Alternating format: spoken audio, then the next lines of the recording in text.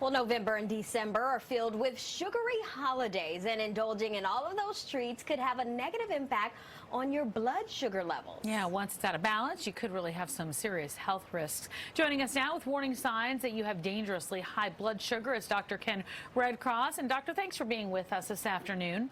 Oh, thank you for having me back, guys. It's always great to be here with you. Well, so let's talk about it, because this is getting a lot of play, especially with the holidays. So what happens to your body when your blood sugar spikes, and what are some of the health risks we're talking about?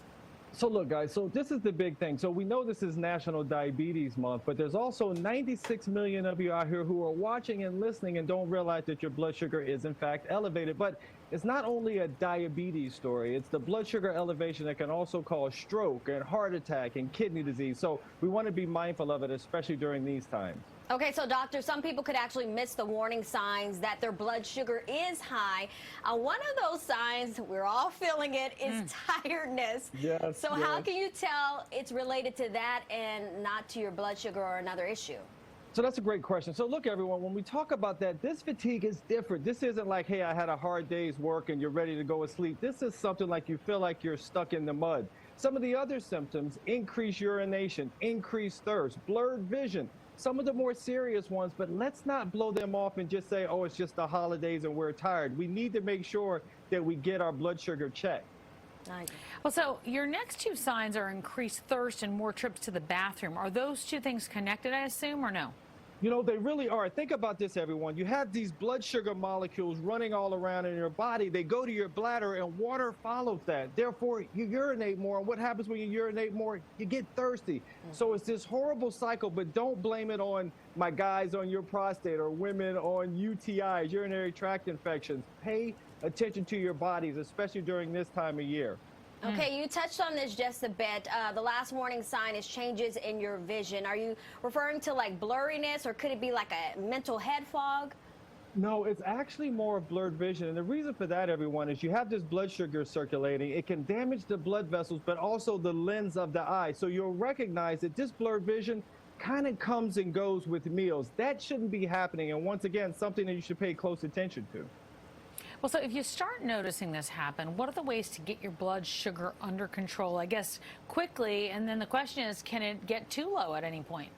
No, it can. And this is the important part. I promised I wouldn't bring doom and gloom. These are the positive things, okay? So the first thing I want to make sure is that you TLC, which is the T, is to take a stroll.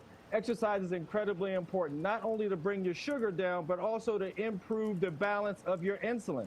The other thing, think about some of the herbs and spices that are out there to have some good data. A couple of them are bark, cinnamon, berberine. These are barks that have been shown to be a benefit for your blood sugar. And last but not least, we have to ditch the artificial sweeteners. They are out of here.